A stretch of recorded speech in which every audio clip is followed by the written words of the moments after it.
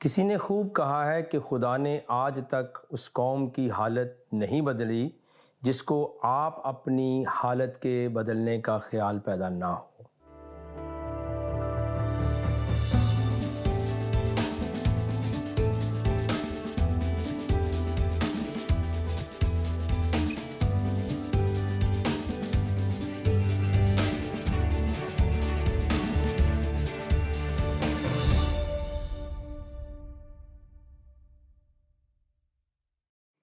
Programme دوستی کا ہاتھ بھائی صدیق کے ساتھ میں ہوں آپ کا میزبان پاسٹر صدیق پال۔ ناظرین اور میرے دوستوں، عزیزوں، بہنوں، بھائیوں، آپ سبوں کی خدمت میں سلام عرض کرتا ہوں، شالوم اور السلام علیکم۔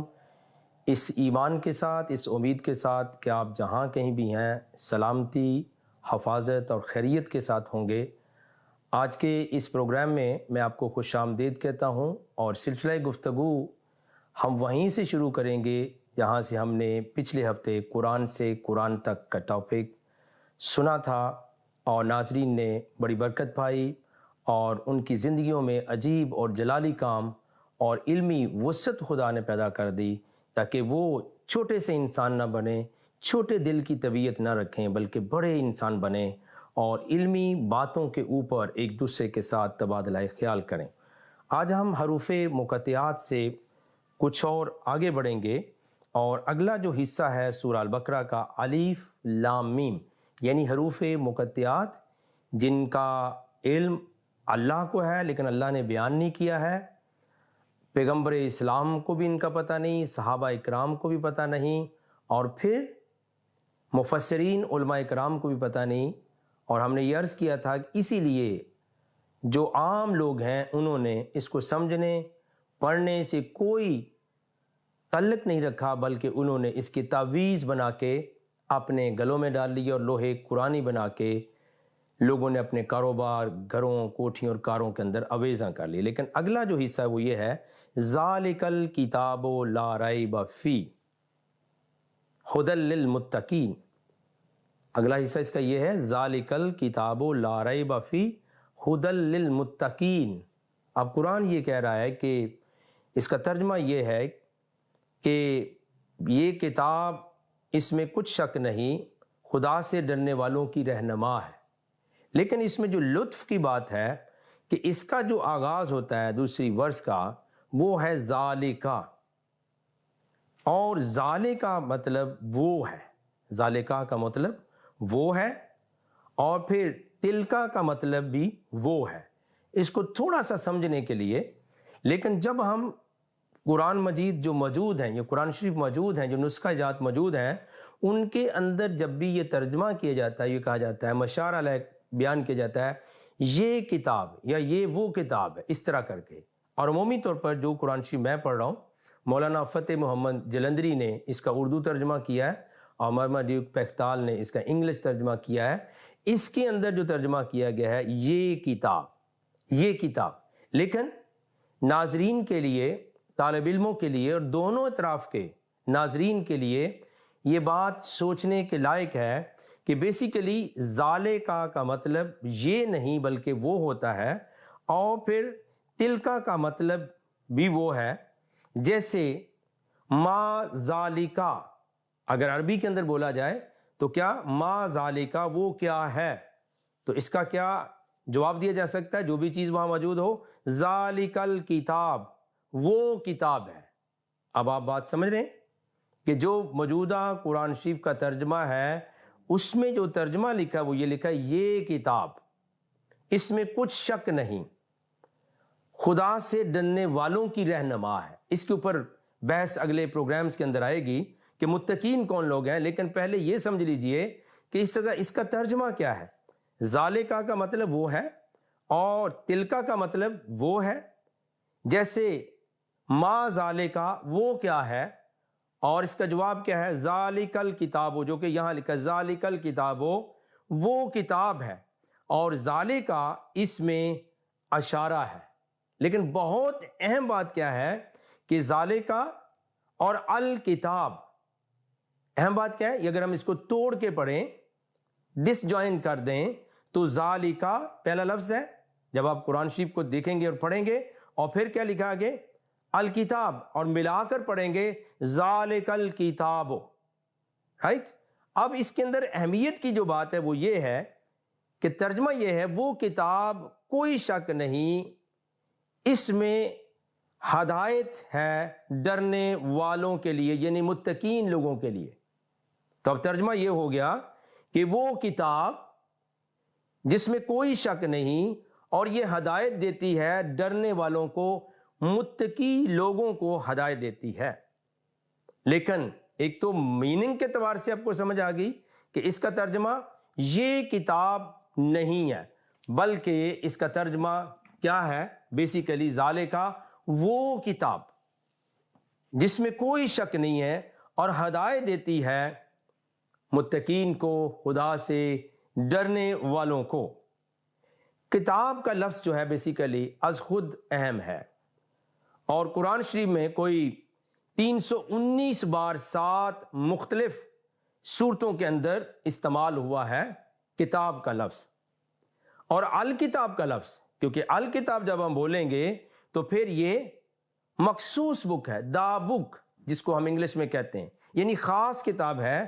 اور الکتاب کا جو لفظ ہے، جیسے ذالک الکتابو، اگر ہم جدا طریقے سے پڑھیں تو پہلے ذالکا پڑھیں گے پھر الکتابو، تو الکتاب کا لفظ کوئی تقریباً 178 بار یعنی 178 ٹائم آیا ہے، اور بڑی اکثریت آیات کی ہے جس کے اندر یہ لفظ توریت، زبور اور انجیل اور صحائف انبیاء کے لیے استعمال ہوا ہے۔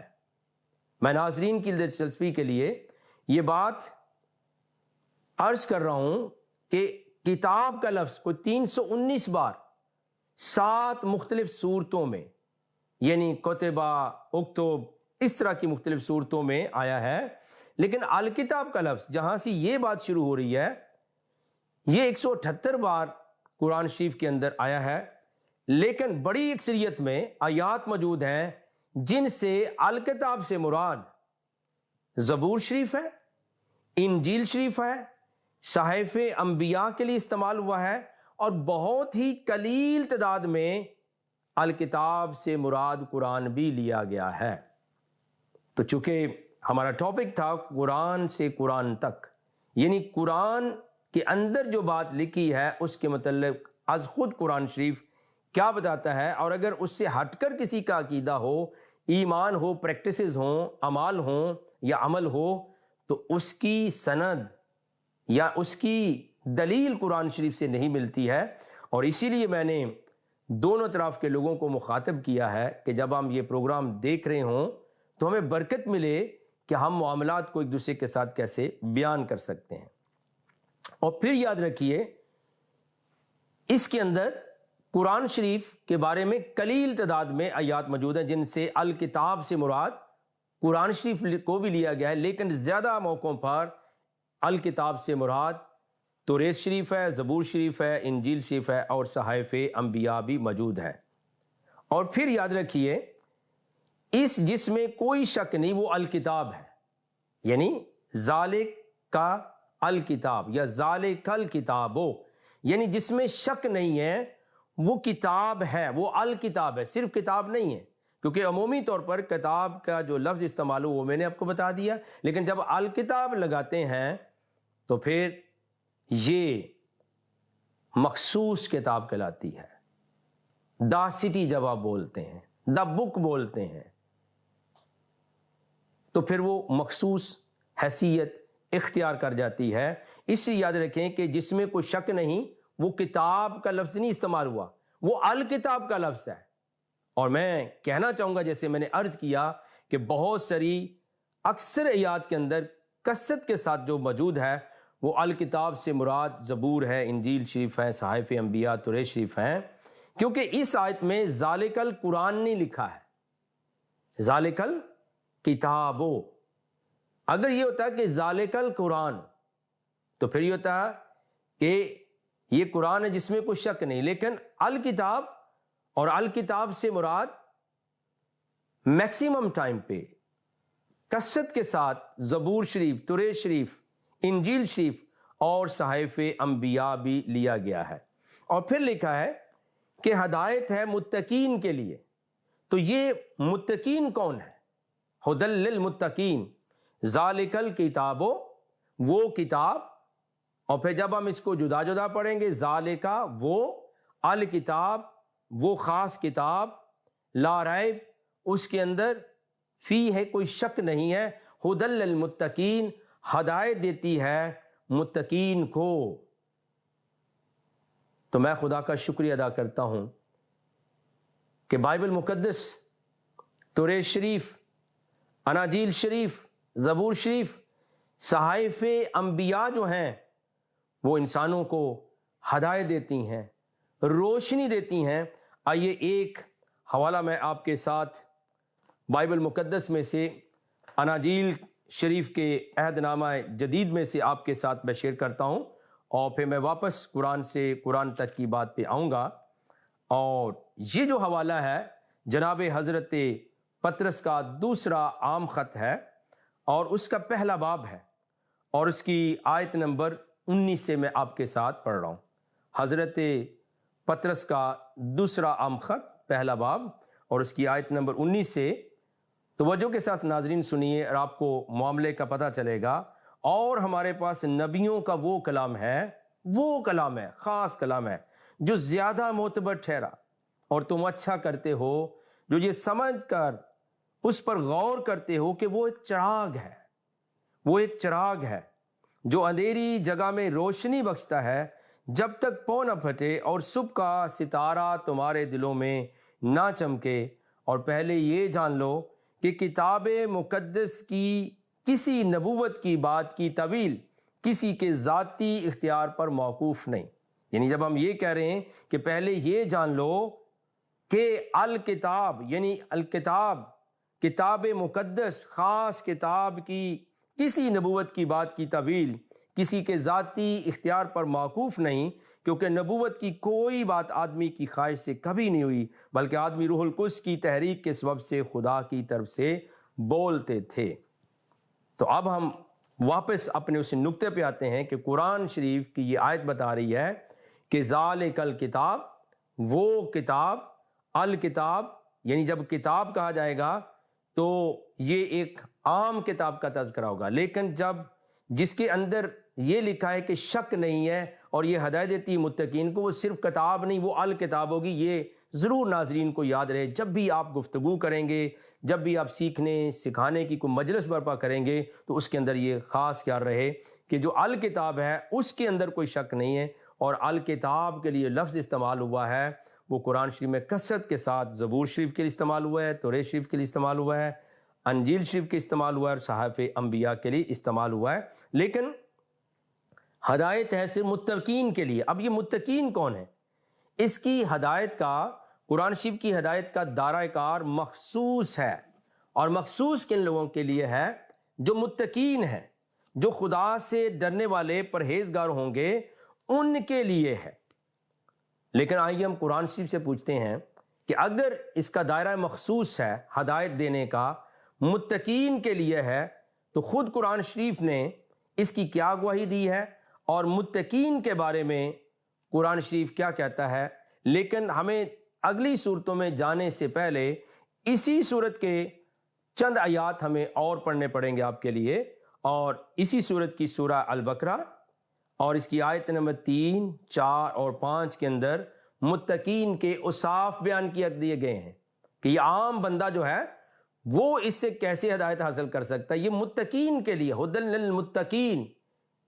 اسے یاد رکھیں، بہت سے لوگ قرآن پڑھتے ہیں لیکن جو قرآن کے اندر لکھا ہے ان کو پتہ نہیں ہوتا، کیونکہ وہ ثواب کی غرض سے پڑھتے ہیں، وہ ریوارڈ کی غرض کے پڑھتے ہیں، وہ بلیسنگ لینے کے لیے پڑھتے ہیں، وہ ایز اے ریچول قرآن کو پڑھتے ہیں، ان کو کچھ پتہ نہیں ہے. حالانکہ قرآن نے اس دوسری سورہ میں بیان کر دیا ہے کہ ہدی للمتقین، یہ متقین کے لیے ہدایت ہے، متقین کے لیے ہدایت ہے. اور وہ متقین کون ہے؟ الذین یؤمنون بالغیب. اب یہ قرآن نے پہلی صفت ان کی بیان کی ہے، اور وہ پہلی صفت کیا ہے؟ غیب پر ایمان رکھتے ہیں.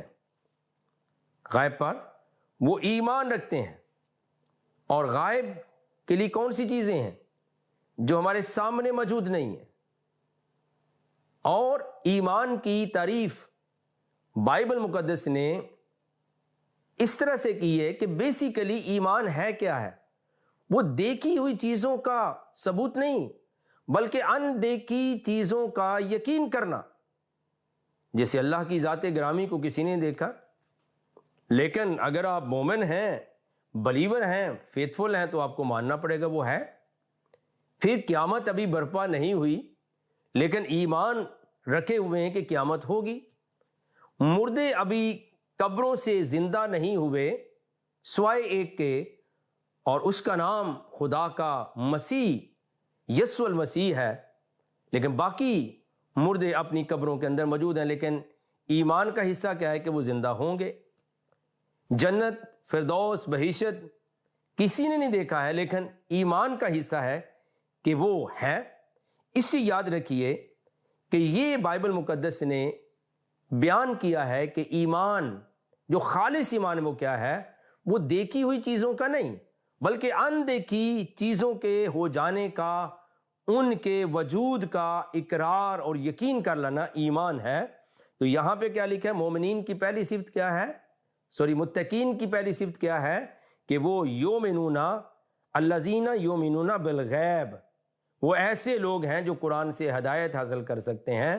اور بیسیکلی میں نے یہ کہا تھا کہ یہاں پہ ذالک القرآن نہیں لکھا ہے، یہ ترجمے کا رخ ہے کہ وہ بیان کرتے ہیں کہ یہ قرآن اس سے ترجمہ ہے، لیکن اس کا اصل ترجمہ کیا ہے؟ ذالک الکتاب، وہ الکتاب جس میں کوئی شک نہیں ہے، وہ ہدایت دیتی ہے متقین کو. اور متقین کون ہے؟ متقین کا پہلا جو وصف ہے، پہلی صفت جو ہے وہ کیا ہے؟ کہ وہ غیب پر ایمان رکھتے ہیں. اور پھر دوسری بات کیا ہے؟ وَيُقِيمُونَ الصَّلَاةَ، وہ دعا کو قائم کرتے ہیں، یا دوسرا ترجمہ کر دیا جائے یا نماز کو قائم کرتے ہیں.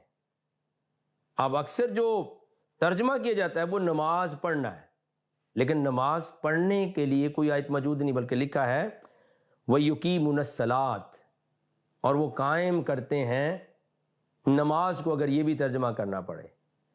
اور یا قائم کرتے ہیں یا استحکام میں رہتے ہیں، مستحکم ہیں اپنے رب سے دعا کرنے میں، مناجات کرنے میں. تو پہلا ان کا صفت کیا ہے؟ کہ وہ غیب کی چیزوں پر ایمان رکھتے ہیں. دوسری بات ہے وہ دعا گو ہیں، وہ نماز کو قائم کرتے ہیں. اور اسی لیے پیارے ناظرین، نماز کے پڑھنے کا ذکر نہیں ہے لیکن یہ ترجمہ اکثر کیا جاتا ہے. اسی لیے ہم نے یہ ٹاپک رکھا ہے قرآن سے قرآن تک.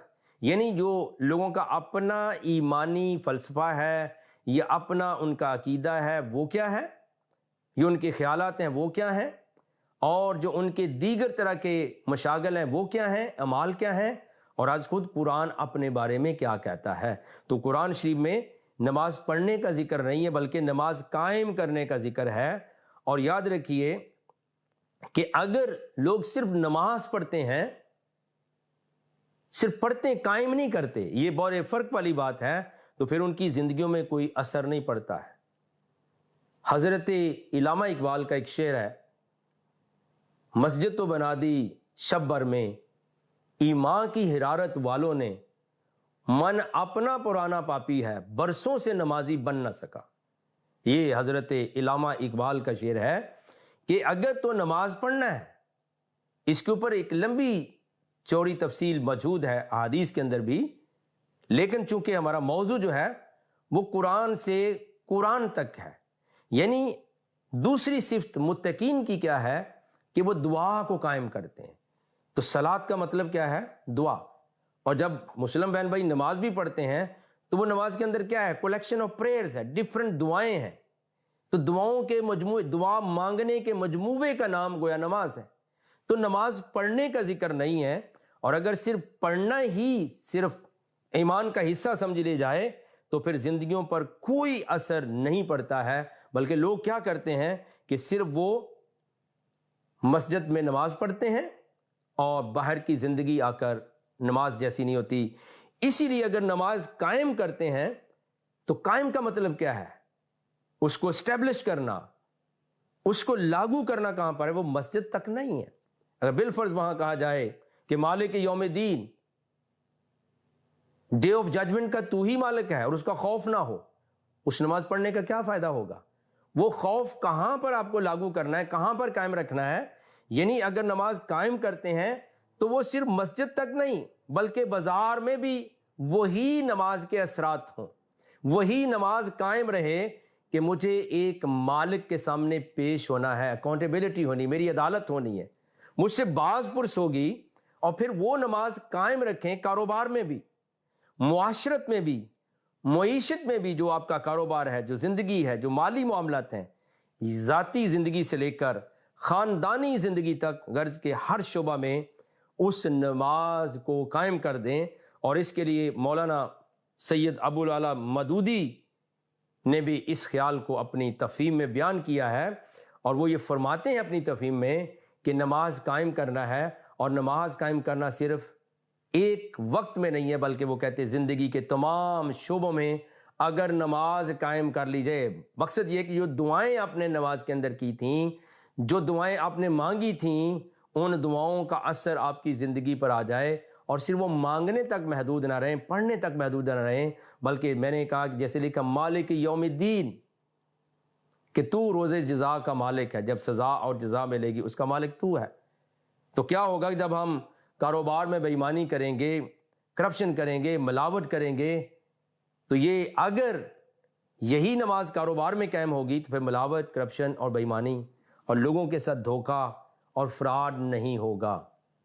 لیکن اگر ہم صرف نماز پڑھیں گے تو پڑھنا ایک مذہبی پریکٹس بن جائے گی، اور وہ ہے، آپ دیکھیے کہ بندہ نماز پڑھے اور اپنا وعدہ پورا نہ کرے تو پھر خیر۔ اس کے اوپر میں قرآن شریف کی ایک اور سورت کا بھی حوالہ دیتا چلا جاؤں اپنے ناظرین کے لیے، اور یہ سورہ المعون ہے قرآن شریف کے اندر، اور پھر ہم واپس یہاں پر ہی آئیں گے کہ ہم قرآن سے قرآن تک کا جو موضوع سن رہے ہیں، اور یہ اگلے کئی ہفتوں میں اس کے اوپر بیان ہوگا، یہ ہمارے لیے کتنا فائدہ مند ہے، ہماری سوسائٹی کے لیے، ہمارے لوگوں کے لیے، دونوں اطراف کے لوگوں کے لیے کتنا اس کا جو ہے وہ فائدہ ہو سکتا ہے۔ تو قرآن شریف کی سورہ 107 ہے، سورہ المعون، اس میں لکھا ہے بلا تم نے اس شخص کو دیکھا ہے جو روز جزا کو جٹلاتا ہے، یعنی بالدین، اور مالک یوم الدین یعنی روز جزا، جس دن آپ کا ریوارڈ آپ کو دیا جائے گا، کہتا ہے وہ روز جزا کو جٹلاتا ہے۔ اور وہ کیوں جٹلاتا ہے؟ اس لیے یہ وہی بدبخت ہے جو یتیم کو دھکے دیتا ہے، یعنی ایک یتیم بچہ ہے، اس کی کیئر نہیں کرتا، اس سے محبت نہیں کرتا، اور فقیر کو کھانا کھلانے کے لیے لوگوں کو ترغیب نہیں دیتا۔ یعنی عام جو بیگرز ہیں، جو عام پور لوگ ہیں، نیڈی لوگ ہیں، اور پھر اس کے لیے جو ترجمہ بھی لکھا گیا not the feeding of the needy, کہ وہ ضرورت مندوں کا خیال نہیں کرتا ہے، تو ایسے نمازیوں کی خرابی ہے۔ فویل للمصلین، ان کا معاملہ خراب ہے ان لوگوں کا، کیونکہ ان کی کوئی وہ عبادت قبول نہیں ہے، کوئی دعا قبول نہیں ہے، جو نماز کی طرف سے غافل رہتے ہیں، جو ریاکاری کرتے ہیں۔ اور قرآن یہ کہہ رہا ہے جو ریاکاری کرتے ہیں اور برتنے کی چیزیں عارضاً نہیں دیتے، یعنی لوگوں کو ادھار میں یا مانگنے پر نہیں دیتے۔ یہ سورہ المعون 107ویں سورہ ہے پیارے ناظرین۔ قرآن شریف کہتا ہے کہ اگر یہ اوصاف نمازی کے اندر موجود نہیں ہے کہ اس کو تو قیامت والا دن ہی بھول گیا ہے، اس کو مالک یوم الدین اس نے نماز میں پڑھ لیا ہے لیکن قائم نہیں کیا۔ قائم کرنے سے مراد کیا تھی کہ وہ یتیموں کے ساتھ پیار کرتا، وہ غریبوں کو کھانا کھلاتا، اور پھر وہ ہے غفلت نہیں کرتا، پھر ریاکاری نہ کرے، اور پھر لوگوں کی اگر کوئی چیزیں اس کے پاس خدا نے دے ہی دی ہیں ان کو دیتا نہیں ہے، تو ایسے نمازیوں کے لیے قرآن شریف نے کہا ہے کہ وہ خرابی ہے اور ان کو کوئی فائدہ نہیں ہے۔ حضور المسیح خداوند یسوع المسیح نے بھی انجیل شریف کے حصہ میں ایسی ہی بات اہل یہود کے حق میں بیان کی تھی، اور یہ انجیل شریف کا حصہ ہے مرکز کی انجیل شریف، اور اس کا 7واں باب میں آپ کے ساتھ شیئر کر رہا ہوں۔ ایک سوال آپ سے پوچھا گیا تھا آپ کے تلامذہ، آپ کے شاگردوں، آپ کے صحابہ کے بارے میں، اور اس کے جواب میں حضرت المسیح نے یوں ارشاد فرمایا تھا، 7वां बाब है मरकज़ की इंजील शरीफ और उसकी आयत नंबर 6 से मैं पढ़ रहा हूँ। उसने उनसे कहा, यशायाह ने तुम रियाकारों के हक में क्या खूब नबूवत की, जैसा कि लिखा है, ये लोग होंठों से तो मेरी तज़ीम करते हैं, यानी हमदो सना करते हैं, नमाजें पढ़ते हैं या उस वक्त की दुआएं पढ़ते हैं, लेकिन इनके दिल मुझसे दूर हैं। ये बेफ़ायदा मेरी परस्तश करते हैं क्योंकि इंसानी अहकाम की तालीम देते हैं। तुम खुदा के हुक्म को तर्क करके आदमियों की रवायत को कायम रखते हो। और उसने उनसे कहा कि तुम अपनी रवायत को मानने के लिए खुदा के हुक्म को बिल्कुल रद्द कर देते हो। तो ये जनाब अल-मसीह ने अरशाद ग्रामी फरमाया, और जिसका तज़किरा आपने कुरान शरीफ में भी सुना है कि ऐसी नमाज तो खराबी का ज़रिया है, यानी उसका एंड, उसका जो हासिल है वो खराबी है, यानी एक जहन्नम की वादी है, वैल, उसके अंदर उनको भेज दिया जाएगा। किनको? जो सिर्फ नमाज पढ़ते हैं। तो हम ये अर्ज कर रहे थे कि मुत्तकीन का जो दूसरा बड़ा वस्फ है वो नमाज को, और नमाज सलात का मतलब दुआ है, यानी दुआ करना। अगर आप दुआ कर रहे हैं, चर्च के अंदर भी दुआ कर रहे हैं, तो आप बेसिकली जो है, नमाज का लफ्ज़ उर्दू तर्जमे में इंजील शरीफ के हिस्से में भी आया है कि वो अपनी नमाजों को तूल देते हैं। और ऐसी एक हदीस पैगंबर इस्लाम की भी है तूल देने के मतलब कि वो नमाजें किसी काम की नहीं। तो याद रखिए, मुत्तकीन के लिए ज़ालिकल किताब, यानी अल किताब, जिससे मुराद कसरत के साथ कुरान शरीफ में लिया गया तौरात शरीफ, ज़बूर शरीफ, इंजील शरीफ और सहाइफ़े अंबिया को, वो उसमें कोई शक नहीं है। और वो हदायत किन को देती है? वो हदायत देती मुत्तकीन को। और मुत्तकीन के लिए औसाफ के, पहली बात वो गायब पर ईमान रखते हैं, दूसरी बात अपनी दुआओं को कायम रखते हैं, और दुआओं के करने के वसीले से उनकी ज़िंदगी में उसका असर भी कायम हो जाता है। नाज़रीन, आइए हम दुआ मांगे। प्यारे खुदा, हम आपका शुक्रिया अदा करते हैं। जाहो जलाल के खुदा, बहरोबर के मालिक, आसमान आपका तख्त है, ज़मीन आपके पाँव की चौकी है। हम सबको बरकत दीजिए और इस पैगाम को दुनिया इंसानियत के लिए बाइस बरकत बनाइए। ये दुआ हम आपके महबूब और मुक़द्दस और ममसू जनाब यीशु मसीह के नाम से मांगते पाते हैं, आमीन। नाजरीन, देखते रहिएगा प्रोग्राम दोस्ती का हाथ भाई सदीक के साथ। अगले हफ्ते तक के लिए हम इजाज़त चाहते हैं। खुदा हाफिज़।